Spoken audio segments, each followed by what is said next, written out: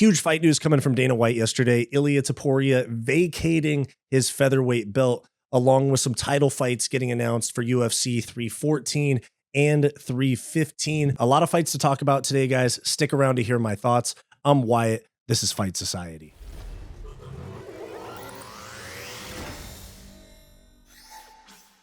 Before we get into the video, guys, please make sure to like, subscribe, drop a comment down below. All that good YouTube stuff really helps me out a lot. If you want access to bonus content like members-only live streams and you want to support the channel even further, become a channel member via the link in the description of this video or the join button on our channel homepage. Thank you very much. Back to the video. All right, guys, so as you can see, we are not in the normal studio. We have made it to Seattle. After a crazy travel day, 17-hour travel day, canceled flights, the whole nine. I got airsick, all that. We didn't eat for 24 hours or something like that. And all we had was fucking water they gave us on the plane. And that was about it. But nonetheless, Fight Society is still here cooking for you boys. Tons of big things to talk about. First off, Ilia Topuria, no longer the UFC Featherweight Champion. He has vacated his belt after just 1 year, one title defense. His title reign was 368 days with possibly the most legendary featherweight title run of all time, given that his fight to win the title was KOing possibly the featherweight GOAT in Volkanovski, and then followed up with a defense of KOing probably the second best featherweight of all time in Max Holloway. So, and two people that had not been KO'd at featherweight, Ilia Topuria KO'd them both. And there is a lot of questions going around as to why Ilia Topuria is not going to be at 145 pounds anymore. A lot of people thought that it was because they were going to do a Ilia Topuria versus Islam Makhachev matchup for champ status at 155 pounds. But per Ariel Helwani, Ilia Topuria's vacation of his title was due to three reasons. One, the UFC is not in favor of champ versus champ fights at the moment. They want to keep the belts in a regular rotation without holding up divisions. And it really makes sense when you think about it, because when you get into these champ fights, these divisions end up like the lower weight division where the champ is moving up to fight for champ status. Win or lose, that belt and division gets held up for minimum 9 months or a year. And given how many pay-per-views the UFC is putting on, they really do need champs available for them to go ahead and book these out. I mean, they're doing 14 pay-per-views. They're doing I think they're doing 45 cards a year, and they're doing 14 pay-per-views. They need champs on cards, so they can't put two massive stars on the same card, or at least that's not their strategy right now. So I understand they were super into champ fights for several years, and it looks like now they're not. The number two reason, according to Ariel Helwani, for Ilia Topuria's vacation of the featherweight belt is the UFC needed a main event for UFC 314, which is in Miami.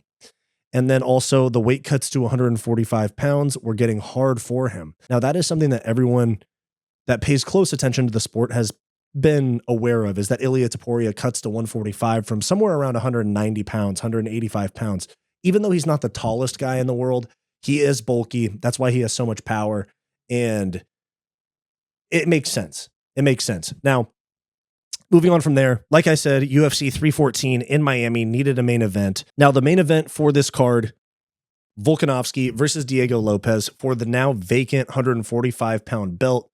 I think this is quite literally the best possible thing that could have happened for Volk's career, because if he was going to fight Topuria again, which he deserved to, in my opinion, if he was going to fight Topuria again, I think he was going to get KO'd. Now, I think Volkanovski versus Lopes, I think I'm probably, early prediction, of course, I got to, watch some fights and do my research, but I'm thinking Volkanovski wins this fight by decision. But this was the best possible move for Volkanovski's career, is not fighting Ilia Topuria, because he was going to get KO'd again. So I like that. Also, massive co-main event, 5-round co-main event, Michael Chandler, Paddy Pimblett. This had been rumored for quite some time.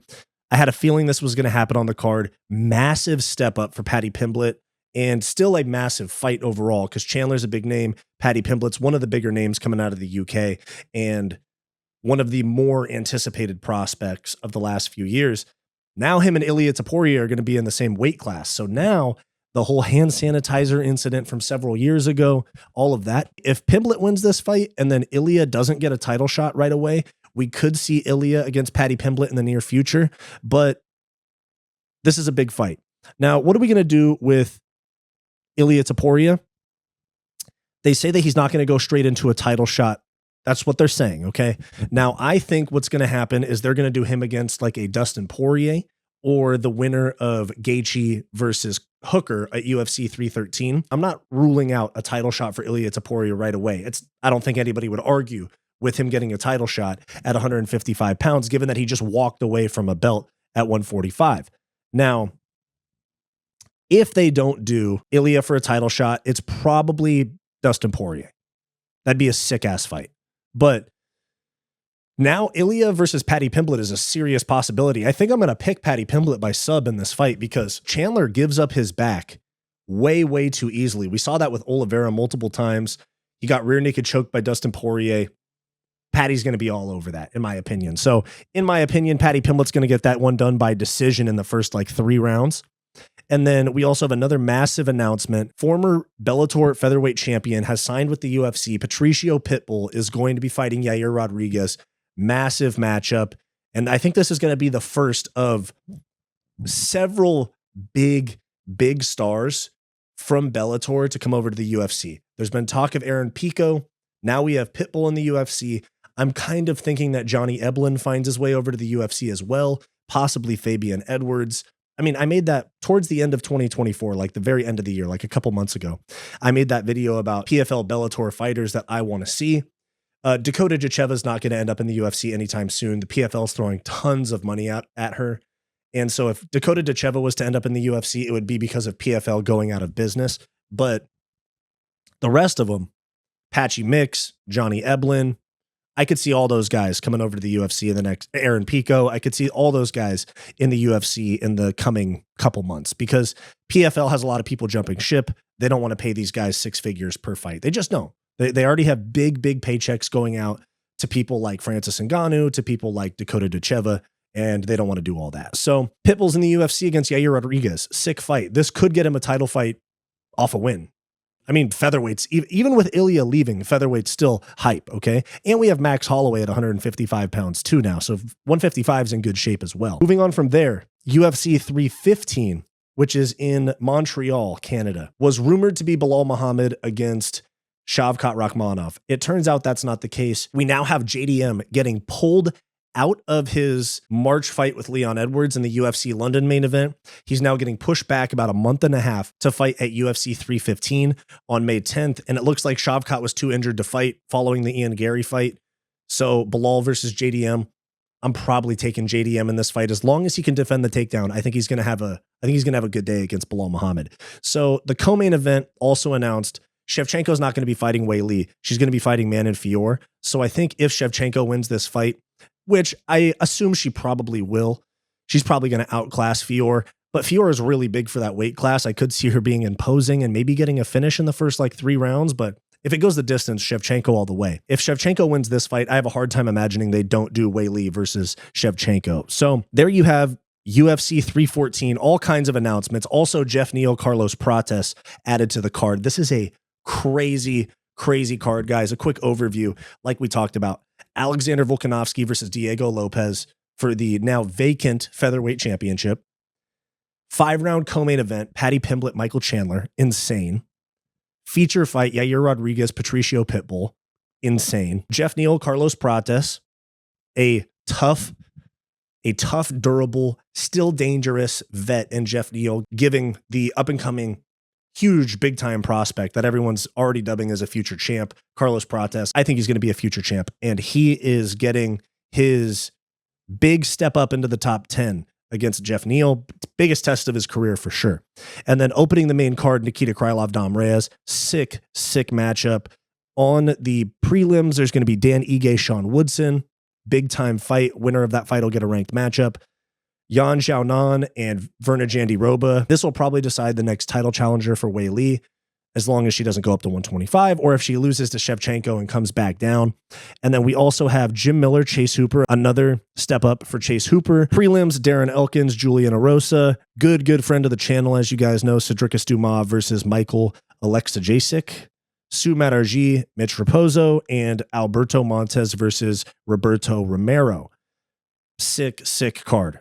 Now, as far as 315 goes, like we just talked about, Bilal Muhammad JDM main event, Shevchenko Fior, and then we also have in the works, not confirmed yet, but Benoit Saint-Denis against Joel Alvarez. Another sick matchup. Dana's absolutely cooking.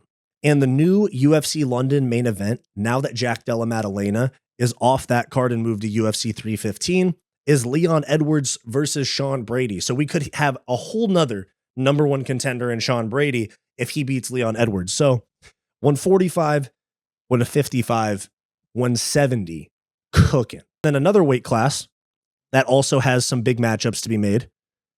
135. The UFC returning to Iowa for the first time in 25 years almost for UFC Des Moines, Iowa. And it's going to be Corey Sandhagen versus Davison Figueiredo in the main event. Sick fight. And this is just another random matchup that got announced following his recent controversies on the Arc Insanity podcast, which is going to continue on. He's going to release a second episode, Bryce Mitchell is. He is now going to be going up against, in a grappling match at Karate Combat, Israeli-born fighter Ilia Barzilay at next week's Karate Combat 53, a catchweight fight or a catchweight grappling match at 180 pounds in Denver on February 28th. So, guys, some massive shifts in the UFC landscape, and we really needed this. This was feeling like we were waiting for something. Like we were waiting for something. Was it Makhachev Topuria? Was it Jones Aspinall? It just felt like we were sitting not really having big news past the Alex Pereira Ankalaev fight in a few weeks. But now we have all major changes in the landscape of the UFC. Obviously, Miami, Ilia Topuria is not champ anymore. We have all of these fights announced, and we have kind of changing of the guard going on. We got Michael Chandler, Paddy Pimblett. We're about to have potentially a top 10 Paddy Pimblett. We got Bellator guys coming over.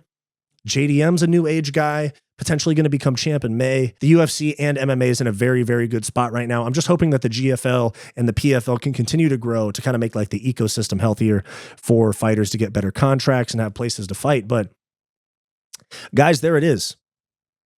We are in Seattle cooking up the banger videos already after a crazy travel day. If any more news drops, I'll make another video, but me and Bo over here are going to be doing a podcast that you guys will see, vlog for this whole trip on Fight Society, music video for a new song that we're going to be dropping soon as well. So guys, thank you for following the channel.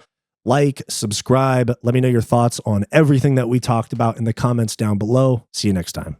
Thanks for watching this video, guys. Please make sure to like, subscribe, drop a comment down below. All that good YouTube stuff really helps me out a lot. If you want access to bonus content, become a channel member through the link below this video or the join button on our channel homepage. If you're interested in some non-MMA content from me, go check out my podcast, What's Up Bro, with Wyatt and Bo, linked below this video. Go watch this suggested video, and I'll see you next time.